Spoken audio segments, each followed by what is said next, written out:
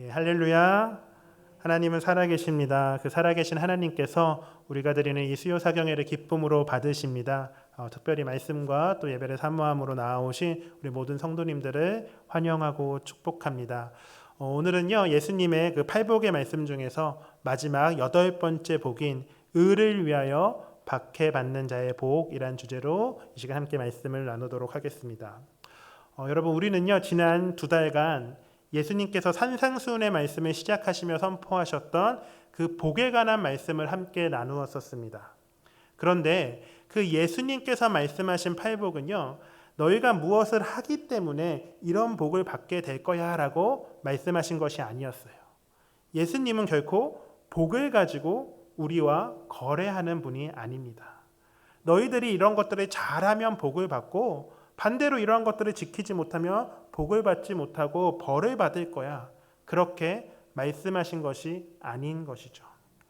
율법 자체이며 그 율법을 완전하게 하시기 위하여 오신 예수님은 어떠한 율법의 기준, 어떠한 정해진 규례로 자신의 백성들과 거래하지 않으셨습니다. 팔복의 말씀은요, 우리가 다 알 수 없는 그 하나님의 섭리와 하나님의 경륜 속에서 이미 창세전에 택함받은 그 하나님의 자녀들, 하나님의 백성들, 그렇게 예수 그리스도의 복음의 복을 받은 자들인 너희 그리스도인들이 대체 어떤 존재인지를 명확하게 선포하시며 선언하신 말씀입니다. 그런데 중요한 것이 그 예수님께서 말씀하신 복음의 복을 받은 자들의 그 현실들이요, 우리의 마음에 썩 와 닿지 않는다는 거죠. 오늘날 우리들의 상식과 우리들의 현실, 나아가 우리들의 소망, 우리들의 바람과는 너무나 큰 괴리감이 있는 복인 것입니다. 여러분, 한번 질문 드려볼게요. 여러분은 하나님의 섭리 안에서 창세전에 택함받은 백성들, 그렇게 예수님의 그 복음의 복을 알게 된 사람들, 그렇게 예수님을 믿고 영접하게 된 그 복음의 복을 받은 자들이 이 땅에서 마땅히 누려야 할 그 복은 무엇이라고 생각하십니까? 저는요, 그래도 명색이 복음의 복이고 예수의 복을 받았으면 최소한 물질은 좀 풍부하고 풍족하고 무병장수하고 만사가 형통하고 이 세상에서 좀 권력도 좀 있고 기타 등등 내가 바라는 것들이 다 이루어지는 그런 복 정도는 받아야 한다고 생각합니다. 저는 그렇게 생각해요. 그래야 예수를 믿을 맛이 좀 나지 않겠습니까? 여러분은 어떻게 생각하세요? 그렇게 생각하지 않으시나요? 저만 세상의 유익을 추구하는 탐하는 그런 불경건한 사람인 거군요. 그런데요, 여러분, 예수님께서는요, 저의 생각 혹은 우리의 생각과는 전혀 다른 말씀을 하시는 거예요. 예수님께서는 그 복음의 복을 받은 자들은 심령이 가난하고 애통하고 온유하고 의에 줄이고 목이 마르고 또 긍휼히 여기고 마음이 청결하고 화평하게 하는 자들이어야 한다라고 말씀하시죠. 이게 사실 복인지 복이 아닌 건지 너무 헷갈리는 말씀을 하신 것입니다. 그런데 그나마 첫 번째 복부터 7복까지 7번째 복까지는 그나마 우리가 좀 복으로 이해하려고 애를 좀 써볼 수 있을 것 같은데 마지막 8번째 복은 도저히 납득이 되지 않는 말씀을 예수님께서는 하십니다. 무엇이라고 말씀하시나요? 복이 있는 자는 의를 위하여 박해를 받는 자라고 말씀하세요. 여러분, 박해를 받는 게 복입니까? 여러분 혹시 박해를 받으셨는데 나 너무 행복해요. 나 박해받았어요. 나 박해받았어요. 너무 행복해하면서 이 온 동네를 뛰어다니실 분 계실까요? 만약 그러시면 아마도 사람들이요, 여러분을 언덕 위의 하얀 병원으로 보내지 않을까 싶습니다. 언덕 위의 하얀 병원 어딘지 다 아시죠? 여러분, 박해는 우리의 상식으로는 도저히 복이라고 할 수 없습니다. 복은커녕 화 중에 화죠. 그런데 예수님께서는요, 그 복 있는 자들은 박해를 받는 자들이라고 말씀하십니다. 이 말씀은 대체 어떤 의미와 또 어떤 의도를 가지고 하신 말씀일까요? 그럼 먼저 이제 오늘의 또 본문을요, 헬라어로 한번 읽어보겠습니다. 제가 고민했어요. 근데 처음 읽기 한번 시작하니까 또 중간에 안 읽는 것도 좀 그런 것 같아서 우리 마지막까지 그래도 같이 한번 읽어보도록 하겠습니다. 여러분 괜찮으시죠? 우리 그 앞에 화면에 보면 빨간 글씨만 읽으시면 돼요. 검은 글씨, 초록색 글씨 읽으시면 안 됩니다. 빨간 글씨만 우리 한 목소리로 함께 읽어보겠습니다. 시작. 마카리오이 호이 데디오 그네메노이 헤네켄 디카이오시네스 호티 아우톤 에스틴 해 바실레이아 톤 우라논. 역시 오늘도 우리 성도님들 헬라어 정말 잘 읽으셨습니다. 우리 성도님들 정말 훌륭하십니다. 화면을 보면요, 각 단어들의 뜻이 이제 기록되어 있는데요. 이 단어들을 모아서 이제 문장을 직역을 하면 아마 이렇게 해석할 수 있지 않을까 싶습니다. 우리 앞을 보고요, 함께 또 직역한 그 말씀을 같이 한번 읽어보도록 하겠습니다. 우리 함께 읽습니다. 시작. 복 있는 자여, 너희들은 의 때문에 핍박을 받은 자들이다. 하늘의 왕국이 너희들의 것이다. 여러분, 이 마태복음 5장 10절의 말씀을 보면 예수님께서 우리는 전혀 이해되지는 않지만 복이 있는 자는 핍박을 받는 자들이라고 말씀하십니다. 그렇게 말씀하시는데 굉장히 중요한 단서가 하나 붙어 있어요. 무엇인가요? 바로 의 때문에, 의를 위하여 핍박을 받는 것이죠. 여러분, 의를 위하여 핍박을 받는 자들이 복을 받는 것이 아니라요, 이미 복을 받았기 때문에 의를 위하여 핍박을 받는 것입니다. 다시 말해 복음의 복을 받은 자들은요, 의를 위하여 핍박을 받는 것이 선택이 아니라 뭐라는 거죠? 필수라는 거야. 당연한 것이라고 예수님께서는 말씀하세요. 그렇다면 여기서 예수님께서 말씀하신 의는 대체 무엇일까요? 이제 그 의에 대해서는요, 이미 우리 앞에 나누었던 네 번째 복을 주제로 할 때 함께 말씀을 나누었었습니다. 기억하시는 분들 계실 텐데 5장 6절, 마태복음 5장 6절을 보면 의에 줄이고 목마른 자는 복이 있나니 그들이 배부를 것이며, 이제 이 네 번째 복에서 말씀하신 의와 또 마지막 여덟 번째에서 말씀하신 의는 같은 의가 되는 거죠. 그럼 주님께서 이 팔복을 통하여 두 번이나 말씀하셨던 이 의는 대체 무엇을 말씀하시는 걸까요? 그것을 이제 우리는 로마서 3장 21절과 22절의 말씀을 통하여 함께 알아볼 수 있습니다. 우리 화면을 보고요, 우리 로마서 3장 21절 22절의 말씀을 함께 읽어보겠습니다. 시작. 이제는 율법 외에 하나님의 한 의가 나타났으니 율법과 선지자들에게 증거를 받은 것이라. 곧 예수 그리스도를 믿음으로 말미암아 모든 믿는 자에게 미치는 하나님의 의니 차별이 없느니라. 아멘. 여러분, 우리가 함께 읽은 이 로마서의 말씀에 이제는 율법에 하나님의 한 의가 나타났다라고 사도 바울은 이야기합니다. 이제 하나님의 한 의에 대해서는 지난 네 번째 복을 나눌 때 설명을 드렸기에 이제 각설하고요. 오늘은 핵심 질문만 드려볼게요. 그럼 여러분, 그 하나님의 한 의가 대체 무엇을 이야기하는 것이었을까요?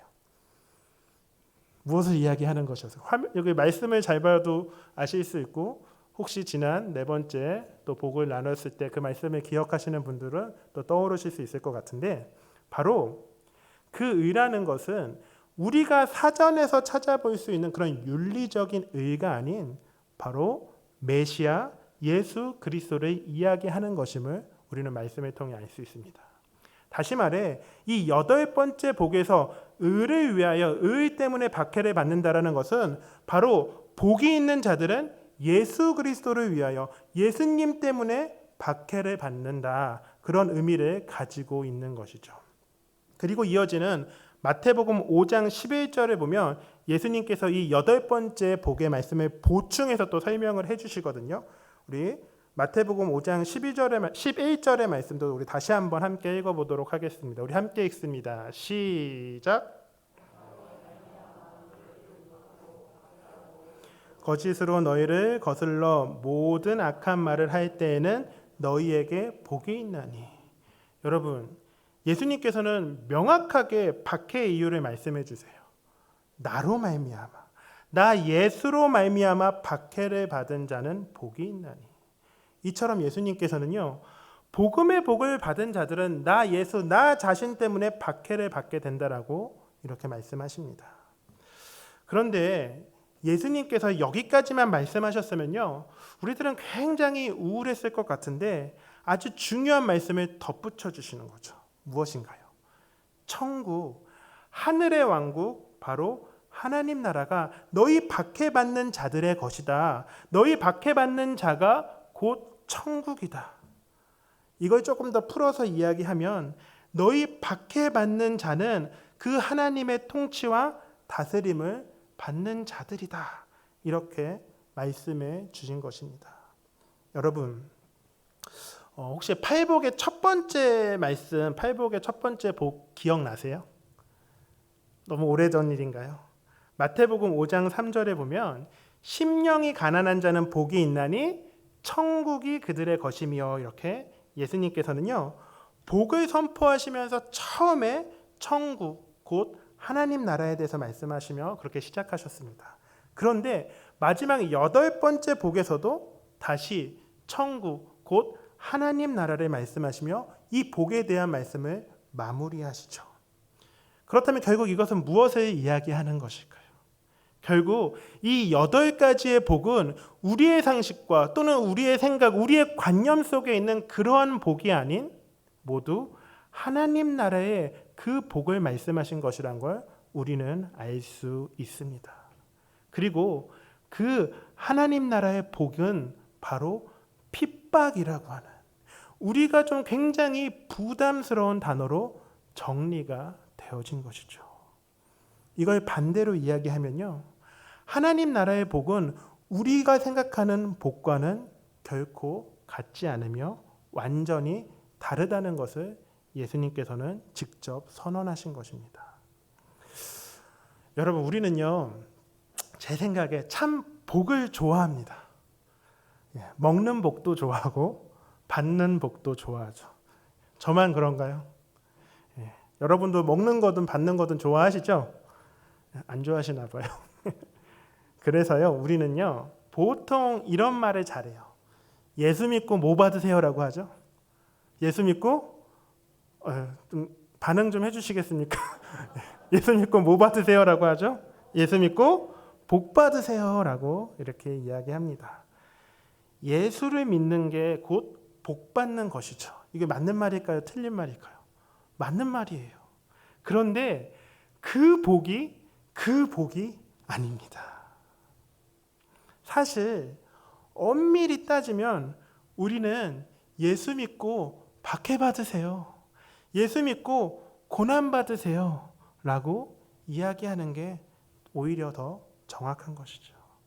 그런데 이제 그렇게 이야기하면 이제 전도가 전혀 안 되겠죠. 그래서 어디 가서 그렇게 이야기하시면 안 됩니다. 여러분, 예수님께서 이 산상순 팔복을 말씀을 선포하셨을 때 이 당시에 이 예수님의 말씀을 직접 듣고 있던 사람들은요, 어떤 사람들이었을까요? 대부분 그 유대인들로 유대교 가정에서 태어나서 또 어렸을 때부터 해당해서 유대교의 율법과 규례를 따르며 살아가던 사람들이었습니다. 그런데 어느 날 그 예수님을 만나게 되었고 예수님께서 선포하신 하나님 나라의 복음을 듣고 예수님을 따르기로 결정한 사람들이에요. 그럼 그렇게 유대인이었다가 예수님을 따르게 된 사람들이 된 그들은 어떻게 되었을까요?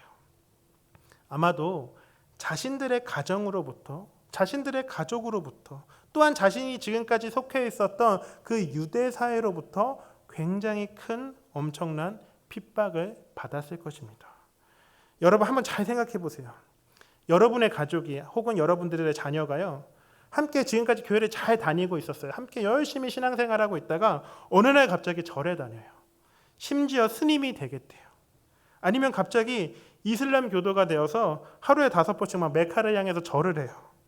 아니면 심지어 요즘에 이제 사회적 한 문제가 되고 있는 JMS에 빠져서 정명석이 막 하나님이라고 이야기해요.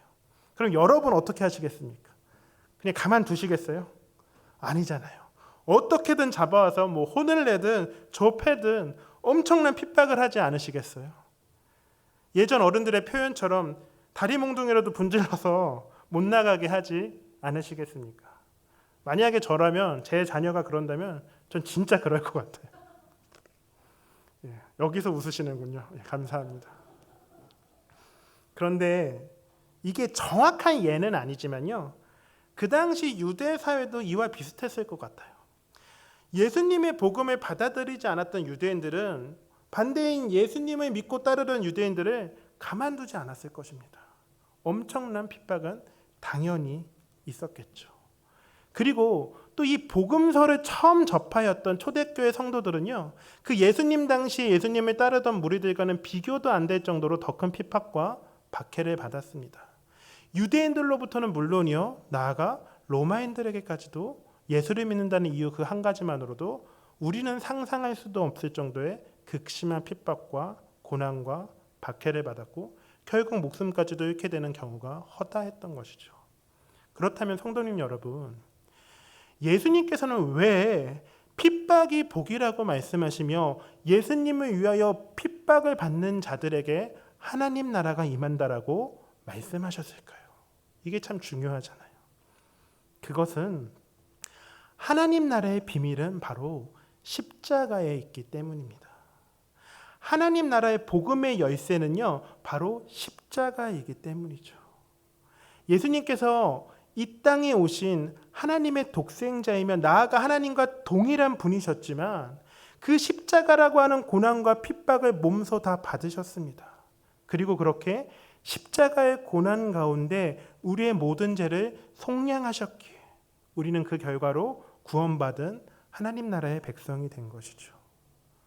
그렇기에 여러분, 예수 그리스도의 복음의 복을 받음으로 예수에게 속한 자들이 된 그러한 그리스도인들 또한 예수 그리스도와 함께 핍박을 받는 것이며 그 핍박은 그저 우리가 생각하는 그런 고통의 핍박이 아닌 하나님 나라의 복이며 비밀이 되는 것입니다. 이것을 예수님의 제자였던 베드로는요, 이렇게 우리에게 이야기합니다. 우리 베드로전서 4장 12절부터 16절, 조금 긴 말씀인데 우리 12절부터 16절의 말씀을요, 우리 또 함께 읽어보겠습니다. 함께 읽습니다. 시작. 사랑하는 자들아, 너희를 연단하려고 오는 불시험을 이상한 일 당하는 것 같이 이상히 여기지 말고 오히려 너희가 그리스도의 고난에 참여하는 것으로 즐거워하라. 이는 그의 영광을 나타내실 때에 너희로 즐거워하고 기뻐하게 하려 함이라. 너희가 그리스도의 이름으로 치욕을 당하면 복 있는 자로다. 영광의 영 곧 하나님의 영이 너희 위에 계심이라. 너희 중에 누구든지 살인이나 도둑질이나 악행이나 남의 일에 간섭하는 자로 고난을 받지 말려니와 만일 그리스도인으로 고난을 받으면 부끄러워하지 말고 도리어 그 이름으로 하나님께 영광을 돌리라. 아멘. 이 말씀은요, 사도 베드로가 초대교회 성도들에게 편지한 내용 중에 일부입니다. 잘 아시는 것처럼 당시 로마 제국의 통치를 받고 있었던 그 초대교회 성도들은 우리가 상상하지도 못하는 핍박과 또 고통과 고난을 받으며 믿음을 지켜갔습니다. 그 핍박의 수준이 어느 정도인지 한 가지 말씀을 드리면요, 본문 12절을 보면 불시험이라는 단어가 나오잖아요. 이 불시험이 무엇일까요? 이것은 바로 황제의 정원과 로마 시내를 밝히기 위한 그런 횃불이 되기 위하여 초대교회 신앙인들이 산채로 불태워졌던 것을 이야기하는 것입니다. 이 외에도 초대교회 성도들은 너무 잔인해서 다 말씀드리지 못할 정도로 극심한 핍박을 받았죠. 이런 초대교회 사람들에게 베드로 사도는 아마도 그들의 마음을 위로하기를 원했을 거예요. 그렇게 베드로 사도는 위로의 마음으로 초대교회 성도들에게 편지를 쓴 것입니다. 그리고 본문을 통하여 사도 베드로는 이렇게 이야기한 거죠. 그리스도인이 성도가 받는 고난은 바로 예수님의 고난에 동참하는 것이라고 이야기합니다. 여러분 잘 아시는 것처럼 예수님께서 우리를 구원하시기 위하여 십자가 형벌과 또 고통과 채찍의 수모를 감당하셨습니다. 그런데 베드로 사도는 성도가 받는 고난이 곧 이러한 예수님의 십자가 고난에 동참하는 것이라고 이야기하고 있습니다. 또한 고난에 동참하는 것을 즐거워하며 성도가 그리스도의 이름으로 치욕을 당하는 것은 복을 받는 것이며 고난받음으로 영광이 너희에게 있을 것이라고 이야기하고 있습니다. 이처럼 그 예수님께서 말씀하신 그 팔복의 말씀을 통해 선포하셨던 복 있는 자가 받는 핍박에 대해서 사도 베드로는 이렇게 우리에게 설명하고 또 알려주고 있는 것이죠. 그리고 사도 바울 또한 그리스도인의 고난에 대하여 이렇게 우리에게 알려주고 있습니다. 우리 로마서 8장 17절의 말씀도 우리 앞에 화면에 보고 함께 읽어보도록 하겠습니다. 우리 함께 읽습니다. 시작.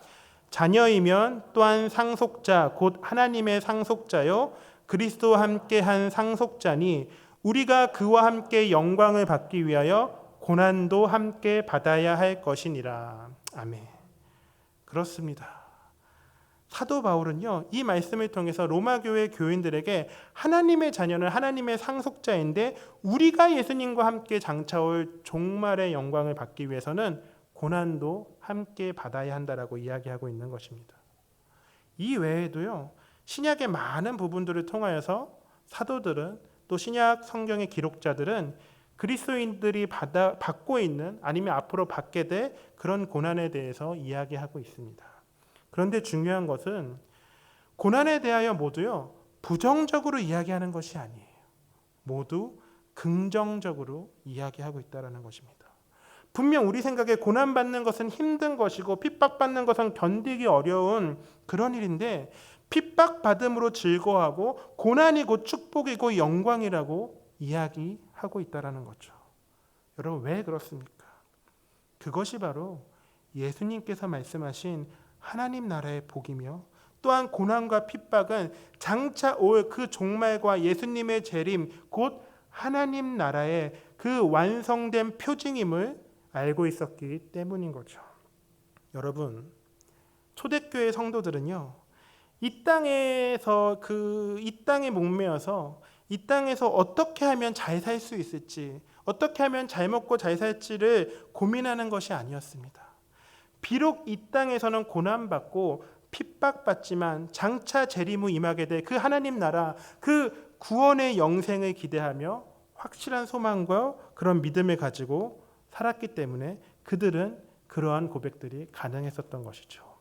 그리고 더 나아가 그들이 그리스도의 고난과 핍박에 동참할 수 있었던 것은 바로 예수님을 통한 구원의 확신이 있었기 때문입니다. 여러분 그렇다면 예수님을 위한 핍박을 받음으로 하나님 나라를 소망하는 신앙은 초대교회 당시에만 있었던 일일까요? 아니죠. 2000년 기독교의 역사에는요 수없이 많은 그리고 우리가 다 알 수 없는 사람들이 예수님 때문에 핍박받았습니다. 수많은 성도들이 수많은 신앙인들이 예수님을 믿는다는 이유로 너무나 많은 박해를 받았죠. 그렇다면 그 예수님으로 인하여 핍박과 고난과 박해를 받는 이들은 그 기독교의 과거의 역사 속에서만 일어나는 일일까요? 아니죠. 오늘날 지금 이 순간에 살아가고 있는 이 시대 가운데도요 여전히 수많은 사람들이 예수를 믿는다는 이유 단 하나만으로 핍박과 박해를 또 고난을 받고 있습니다. 가장 대표적인 사람들이 바로 우리와 얼마 떨어져 있지 않는 그 북녘의 성도들이죠. 제가 이 내용을 다 말로 전할 수 없어서 한 5분 정도 되는 영상을 하나 준비했습니다.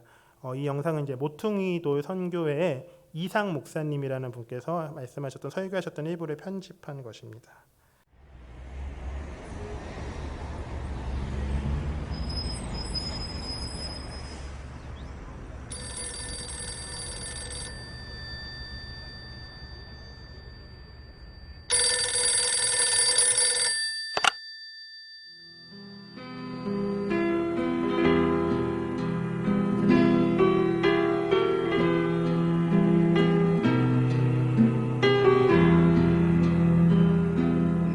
이제 전화를 이제 동네 전화를 해가지고 그때는 이제 핸드폰이 없었을 때니까 저 연락을 해놓고는 북한에 그 성도들이 있다는 그분들 나오라고 그래서 점심을 같이 할 수 있도록 어레인지를 했습니다.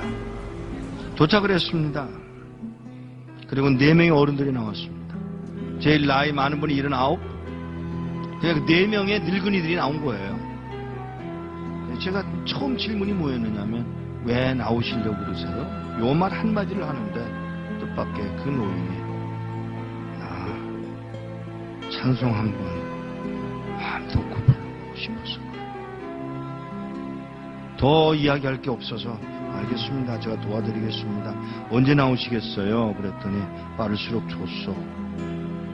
몇 명이나 되세요? 65명이에요. 어른들이란 아니야. 애도 있어. 우리 손녀도 있어. 정보가 들어왔는데 우리 모두 잡혀서 수용소로 끌려간다나 봐. 알겠다고. 제가 도와드리죠. 제가 도와드리겠습니다. 그랬더니 이분이 잠깐만. 네? 잠깐만. 내가 나가서 하나님께 직접 물어보고 결정하면 안 돼? 그러세요. 기도를 막을 수는 없으니까. 그러세요.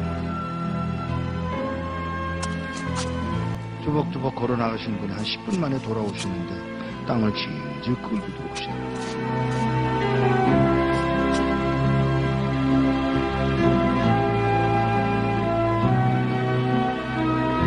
왜 그러세요? 음성이 벌써 달라지셨어요. 나가서 물었소. 하나님, 저 미국에서 온 이목사라는 사람이 우리 도와주겠다고 왔는데 따라갈까요? 그랬더니 하시는 말씀. 내가 능력이 없어서 너희들을 북한 땅에 남겨둔 줄 아냐? 그러니까 이 노인이 그 말을 듣고 우리가 그럼 매 맞는 것도 하나님 뜻이에요? 물론이지. 아니 하나님 우리 굶는 것도 하나님 뜻이에요? 물론이지. 우리 잡혀서 수용소로 끌려간다고 해서 그러는 거 아니에요 하나님? 몰라서 묻냐?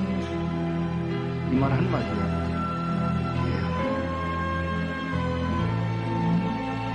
그리고는 저에게 그 얘기를 전해주고 헤어지기 전에 인사를 하려고 이렇게 끌어안으려고 그러는데 끌어안는 게 이게 익숙하지 않아요 이 사람들. 그래서 제가 무릎을 꿇고 이렇게 내려다보는데 그가 신고 온 신발에 구멍이 뚫려서 발가락이 이렇게 나와 있더라고요. 그 발가락에 제가 입술을 닫고 키스를 했어요. 그리고 우는 동안에 제 목에 뭐가 떨어지더라고요. 그 할아버지가 울고 계신 거예요. 일어나서 인사를 다시 하고 떠나면서 안녕히 계세요. 그랬더니 무슨 인사가 그러냐. 죄송합니다. 왜요? 천국에서 만나자 그래라. 예, 천국에서 뵙겠습니다. 그 말 한마디를 하고 떠나서 나오는데 몇 걸음 떠나갔는데 뒤에서 그의 음성이 들려옵니다. 누가 우리를 그리스도의 사랑에서 끊으리요.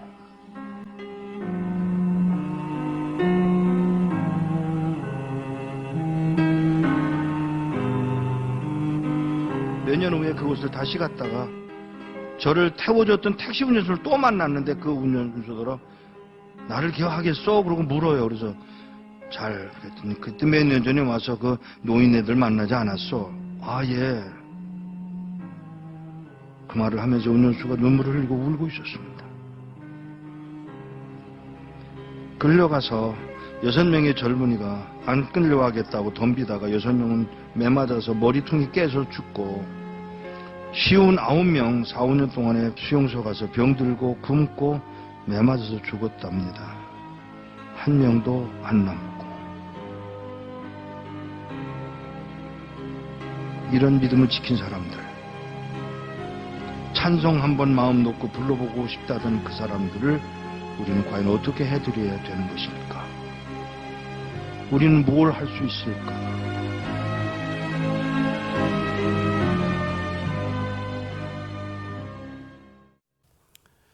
예, 영상은 여기까지고요. 시간이 좀 많이 지났지만 송구하지만 제가 말씀을 마치기 전에 제 이야기를 좀 하나 나누고 마치도록 하겠습니다. 여러분 저는요 이제 고2 때까지 교회는 잘 다녔지만 뭐 목회자가 되어야지, 뭐 선교사가 되어야지 그런 생각은 전혀 없었습니다. 그런데 고2에서 이제 고3으로 올라가는 그 교육 방학 때 있잖아요. 근데 그때 제 안에 점점 이제 신앙에 대한 마음이 생기더라고요.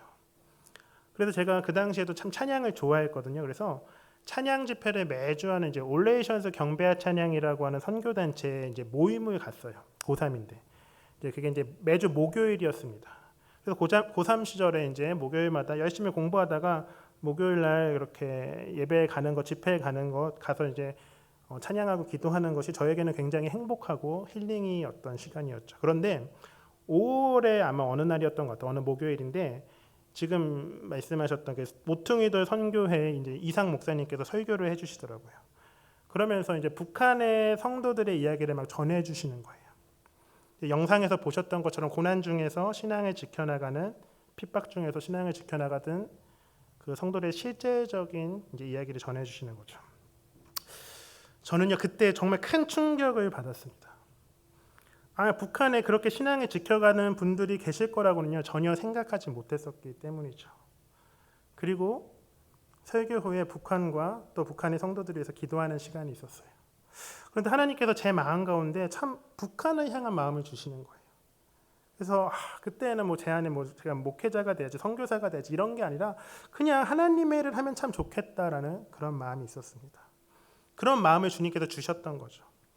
그래서요 그때부터 고3임에도 불구하고 선교단체에 헌신을 했고 대학 또한 그 선교단체에서 설립한 학과에 진학을 했습니다. 그렇게 20살이 된 거죠. 그렇게 대학교 1학년 20살 시절에는요 공동체 생활을 하면서 낮에는 공부하고 또 밤에는 예배드리고 또 주말에는 선교 훈련 받고 방학 때는 지방 집회 사역을 하는 그런 시간들을 보냈었어요. 그런데요 그때 제 안에 어떤 마음이 있었냐면요 지금 당장이라도 북한에 가서 평양에 가서 예수 믿으세요 한마디만 하고 순교해도 참 좋겠다. 정말 행복하겠다. 그게 정말 나에게 가장 큰 복이겠다라는 생각을 했습니다. 그냥 막연한 게 아니라 실제적으로 그런 생각을 정말 했었어요. 예수님으로 인하여 내가 핍박을 받고 고난을 받고 심지어 죽는다 할지라도 그게 나에게 있어서 가장 큰 복이겠다라는 이 팔복의 고백이 제 안에 진심으로 있었던 것이죠. 그리고 이제 20년 정도 시간이 지났습니다. 지금은 어떨까요? 지금은 어떨 것 같으세요? 눈으로는 성경을 읽고 보기에 그리고 이제 머리로는 말씀을 인식하기에 핍박을 받는 게 복이지, 고난이 복이지 잘 알고 있고 그렇게 생각을 합니다. 그런데 제 마음 깊숙한 곳에는요 그게 복이 아니라 이렇게 좋은 교회에서 사역하는 게 복이지, 이렇게 좋은 성도님들께 사랑을 받는 게 복이지, 그냥 편안히 집에서 걱정 없이 가족들과 함께 사는 게 복이지.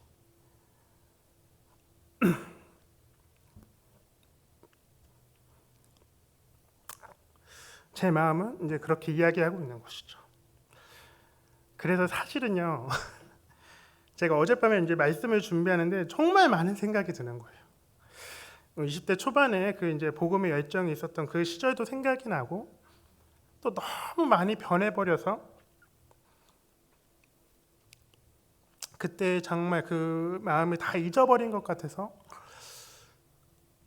참 하나님께 주님께 죄송한 마음도 있고, 그리고 사실 나조차도 핍박이 고난이라고, 핍박이 복이라고, 고난이 복이라고 그렇게 생각을 하며 살고 있지 않은데 참 이 주제를 가지고 성도님들께 설교를 해야 한다는 것도 참 어렵고 정말 복잡한 생각이 들어 설교 말씀 준비가 참 쉽지 않았습니다. 그럼에도 불구하고요 말씀을 마치며 좀 우리 성도님들께 권면드리고 싶은 것은요, 여러분 예수님으로 인해 받는 핍박과 고난을요 복으로 여기며 살아가는 성도님들 되시기를 바랍니다. 제가 여러분들의 개인의 삶 속에서 예수님으로 인해 어떠한 핍박을 받으셨는지 또 어떤 고난을 당하셨는지 다 알 수 없지만 과거에 혹은 지금 이 순간에 혹은 앞으로라도 미래에 여러분 가운데 예수로 인해 핍박과 고난과 또 그런 것들을 경험하신다면요 그냥 내가 정말 예수를 잘 믿고 있구나, 내가 정말 하나님 나라의 백성의 자격을 갖춰지고 있구나, 그렇게 생각하실 수 있는 여러분들이 되시기를 바랍니다. 그러므로 그 핍박 가운데 그 신앙의 공동체를 이루며 살아갔던 그 초대교회 성도들과 같이 지금 이 순간에도 고난 중에 서 있는 그 북한의 지하교회 성도들과 같이 비록 핍박과 고난 중에 있지만 우리의 삶 가운데 함께 하시는 그 하나님의 임재를 경험하며 나아가 하나님의 때 완성되고 하나님 나라를 그 영생의 구원을 소망할 수 있는 저와 여러분들이 되기를 바랍니다. 그러므로 우리가 이 땅을 살아갈 때 그 주님이 지신 그 십자가의 길에 함께 동참하며 또 주님의 복음을 위한 그 순교자적 삶을 지향하며 살아갈 수 있는 우리 모두가 되기를 이 시간 간절히 소망합니다.